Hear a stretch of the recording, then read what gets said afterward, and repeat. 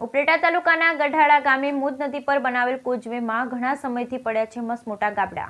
ઉપલેટા તાલુકાના ગઢાળા ગામે મુદ નદી પર બનાવેલ કોઝવેમાં ઘણા સમયથી પડ્યા છે મસમોટા ગાબડા. ગઢાળા ગ્રામજનોએ અનેકવાર પુલ રિપેરિંગ કરવા માટે કરી રજૂઆત કરવા છતાં કોઝવે પુલનો બનાવતા ઉપલેટા કોંગ્રેસ સમિતિ અને ગ્રામજનો દ્વારા પુલ પર અનોખો કાર્યક્રમ યોજાયો.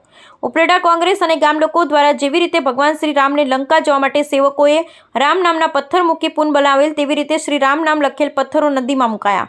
રામ નામ લખેલ પથ્થરથી જો લંકા જવા માટે પુલ બની જતો હોય તો ભગવાન હવે આ કોઝવે બનાવે તો ભલે ભ્રષ્ટાચાર તંત્ર આ પુલ નહીં બનાવે. સ્થાનિક કોંગ્રેસ અને ગામ લોકોએ રામ નામની ધૂન બોલાવી રઘુપતિ રાઘવ રાજા રામ ભાજપ કો સદબુદ્ધિ દે ભગવાન. ગઢાળા ગામનો કોઝવેનો મંજૂર થઈ ગયો હોવા છતાં કોઝવે ન બનાવાતા કોંગ્રેસ દ્વારા અપાયો કાર્યક્રમ. બ્યુરો રિપોર્ટ વિપુલ ધામેચા. કૃષ્ણકાંત ચોટાઈ, શહેર કોંગ્રેસ પ્રમુખ, ઉપલેટા તાલુકાનું આ ગઢાળા ગામ અને આ ગઢાળા ગામને ઉપલેટા તાલુકા સાથે જોડતો આ મોજ નદીનો પુલ આ વખતે ચોમાસામાં પૂર આવવાને કારણે પુલ તૂટી ગયો છે. આ વખતે જ નહીં, દર વખતે આ પુલ તૂટી જાય છે અને સરકાર થાગડ થીગડા કરી અને પુલ ચાલુ કરે છે અને ફરીથી પુલ તૂટી જાય છે. આ અંગે અવારનવાર રજૂઆતો થાય છે.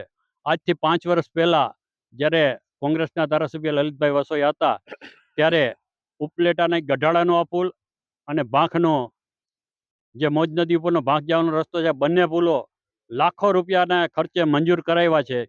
આ 5 વર્ષથી આ પુલ મંજૂર થવા છતાં આ પુલની કામગીરી આગળ હાલતી નથી. આ એક સરકારની કમનસીબી છે. અમારા સરકારનું ધ્યાન દોરવા માટે આજે અહીંયા કોંગ્રેસના આગેવાનો અને કાર્યકરોએ આવી અને રામને નામે પથરા નાખી અને આ પુલ રામ સેતુ બનાવવાના પ્રયત્નો કર્યા છે. આ રામને નામે સરકાર આખી આવી છે, ત્યારે અમે આ સરકારનું ઢંઢોળવા માટે રામ નામના પથરા નાખી અને આ પુલ બનાવવાના પ્રયત્નો કર્યા છે. અમે આજે સરકાર પાસે માગણી કરીએ છીએ કે મંજૂરીની તમામ વિગતો પૂરી થઈ ગયેલી હોવા છતાં આ પુલનું. હું લાખાભાઈ ડાંગર, પૂર્વ પ્રમુખ તાલુકા પંચાયત ઉપલેટા. આજના આ ઉપલેટા તાલુકાનું અમારું આ વિસ્તારનું ગામ ગઢાળા ગામ અને બીજા 4-5 ગામો માટે જવા માટે એકમાત્ર કોઝવે અને કમ ચેકડેમ સાથેનો આ કોઝવે આ ચોમાસાના ભારે વરસાદને કારણે તૂટી ગયો છે. વારંવાર રજૂઆત કરવા છતાં પણ સરકારના કોઈ ડિપાર્ટમેન્ટ દ્વારા અથવા સંબંધિત ડિપાર્ટમેન્ટ દ્વારા આજ સુધી આનું કામ હાથ ધરવામાં નથી આવ્યું. 2021ની અંદર આ કોઝવેની પાસે પુલ મંજૂર કરવામાં આવ્યો છે પૂર્વ ધારાસભ્ય શ્રી લલિતભાઈ વસોયાની રજૂઆત દ્વારા, પરંતુ 21માં કરેલું આ મંજૂર ટેન્ડરિંગ પ્રક્રિયા થઈ ગઈ છે, એજન્સી નક્કી થઈ ગઈ છે, છતાં પણ આ જે કોઝવે કે આની ઉપર જે પુલ નિર્માણ થવાનો છે હજી એમનું કામ ચાલુ નથી થયું, જેને કારણે લોકોને પારાવાર ઉપલેટા તાલુકાના ગઢાળા ગામના પૂર્વ સરપંચ નારાયણભાઈ આહિર.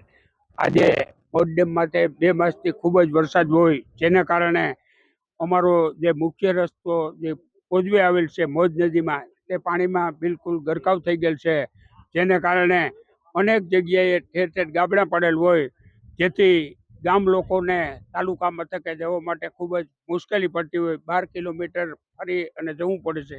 ત્યારે બીજું કે આ અમારો જે ચેકડેમ આવેલ હતો તે 5 ગામના ખેડૂતોને આ ચેકડેમનો લાભ મળતો અને આખું વર્ષ આ ચેકડેમ પાણીથી ભરાયેલ હોય, જેથી ગયા વખતે થોડુંક તૂટી ગયેલું હતું. ત્યારે અમે અહીંના ખેડૂત છે.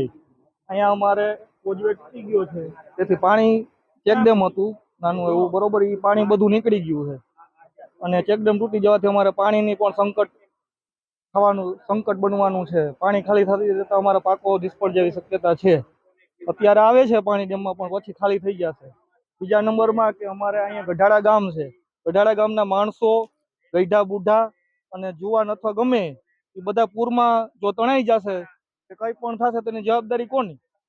સરકાર જો આવી રીતે આવી રીતે કઈ તંત્ર કામ નહીં કરે તો શું થાય માણસોનું? આવી રીતે તમે ચૂંટણી ટાણે વોટ લેવા આવી જાય છે, બરોબર, અત્યારે કઈ કામ કરતા નથી, જોતાને જવાબ દેતા નથી, આટો મારીને વયા જાય છે. ખેડૂતોમાં શું કરે?